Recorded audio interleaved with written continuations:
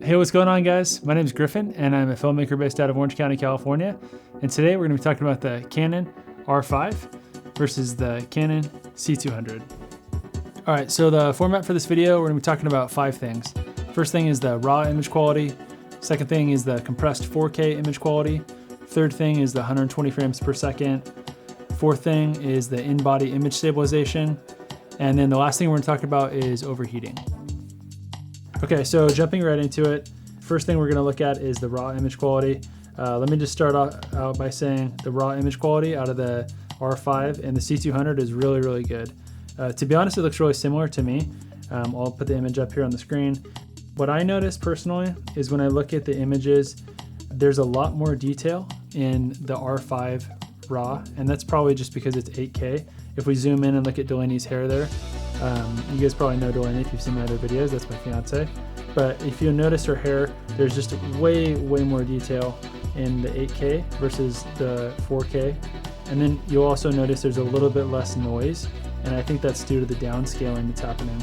This is a 4K timeline, the 4K export, and we're taking that 8K image and downscaling it, so the image noise appears quite a bit less to my eyes. So on this second test, I basically increased the exposure about 1 or 2 stops, and what I wanted to check here was highlight clipping and how much detail is retained in those highlights when you push the exposure a little bit higher than it probably should have been.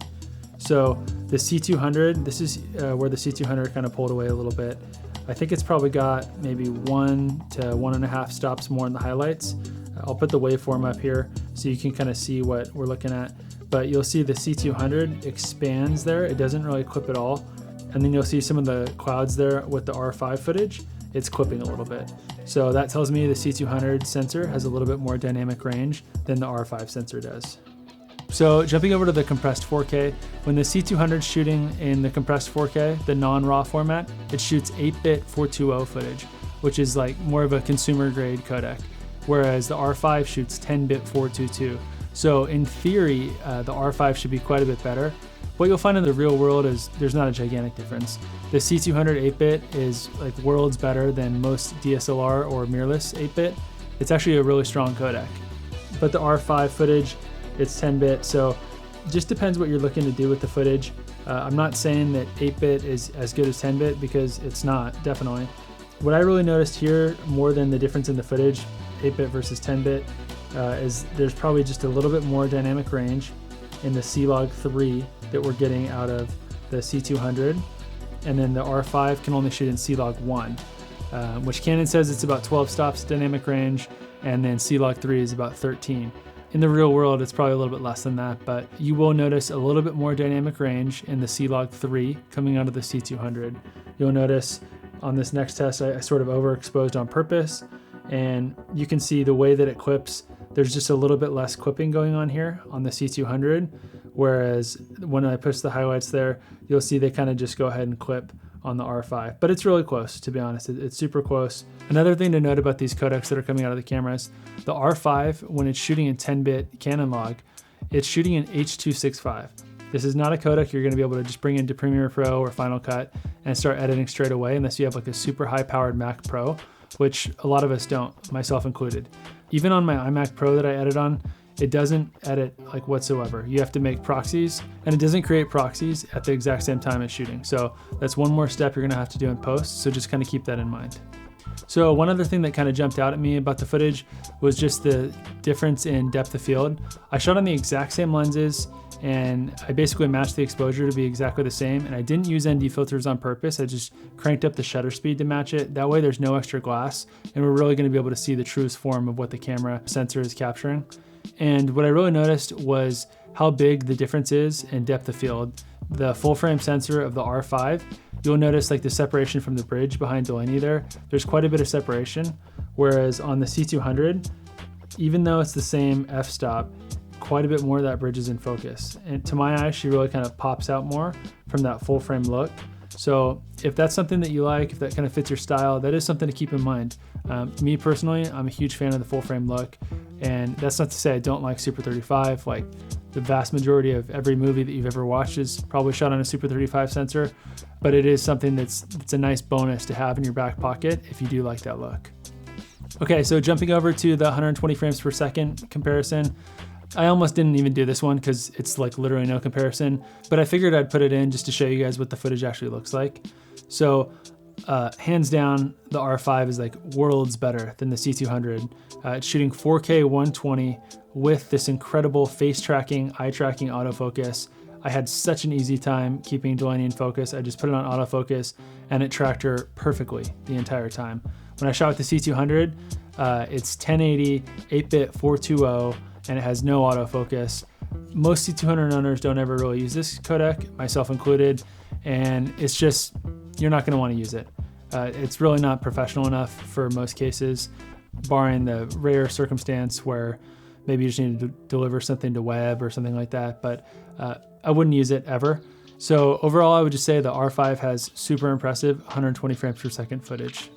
So the next thing we'll look at is the in-body image stabilization from the R5. The C200 doesn't have any form of in-body image stabilization, which is fine. The vast majority of cinema cameras don't have that. It is something to just kind of be aware of though. You know, I mean, a lot of the times because of the ergonomics of the camera, it's got a top handle, it's got a side handle, it's got a little bit more weight to it. I actually kind of like the little bit of natural movement to the camera. It kind of goes hand in hand with like dock style shooting. A lot of the times that's a look you're actually going for intentionally. But if you aren't going for that look, if you're sort of like maybe just like a videographer who's trying to capture smooth footage, but maybe you don't really have a gimbal, or you just kind of want something really small, or your lens doesn't have image stabilization, then the R5 in-body image stabilization, it's really incredible. Here's a clip of me walking backwards, trying to track Delaney here. And you'll see it on the C200, it's got quite a bit of wobbles to it, which I don't think looks bad. And this is something I've practiced a lot. I practiced smooth walking, but as we jump over to the R5 footage, you'll see it's just like worlds smoother than the C200. And this is with lens stabilization off. This is on the 24-70, which doesn't have lens stabilization. So this is just the stabilization from the camera. And I would say it's doing a really incredible job here. So if you're looking to get that smooth footage, the R5 is going to be the one to go for. Okay, so it's not all good news for the R5 though. Talking about overheating, this is like the whole internet's talking about this. A lot of it's a little bit over exaggerated, but there are some things to note about the R5 and the overheating. It does overheat in 8K, and like, listen, no one's recording 8K for 20 minutes at this point in time. So that's not a big deal to me. So I didn't really care about that. What I sort of cared about a little bit more was the 4K 60 and 4K 120, especially the 4K 60.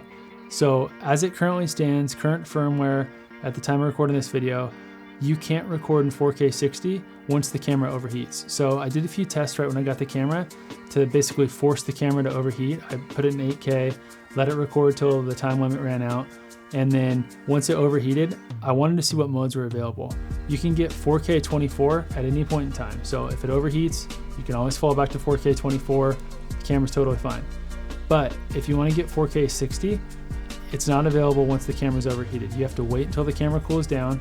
And I have a few more tests coming and in comparison actually against the 1DX Mark III. So if you're interested in like those kind of videos, maybe consider subscribing so you don't miss out on those. But just something to note is it definitely overheats. It is a real thing. I'm a Canon fan for sure of like all their cameras. I shoot on all the Canon cameras. I'm not trying to bash them at all. And there's a lot of processing going on here, but it is something to note. It definitely overheats in 4K 60. So to kind of wrap things up, I would say if you're someone who's like a photographer and videographer, you like shooting stills, you want to have an incredible photo camera as well as incredible video camera, the R5 is going to be great for you. If you're working in a production environment, you're probably going to be way better off with the C200. It's got XLRs built in, it's got ND filters built in. It's a real cinema camera. There's no 30-minute time limit on the recording.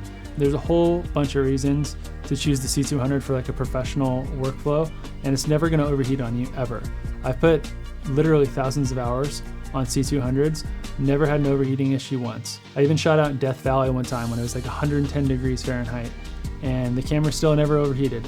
The R5, it's definitely going to overheat on you, but if that's something you can work around and it doesn't really bother you for your type of shooting, then it's going to be an incredible camera for you.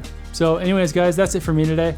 I've got a whole bunch more videos coming on the R5 on my channel, so if you're into that kind of thing, maybe consider hitting that subscribe button, and I'll see you guys in the next one. Take care.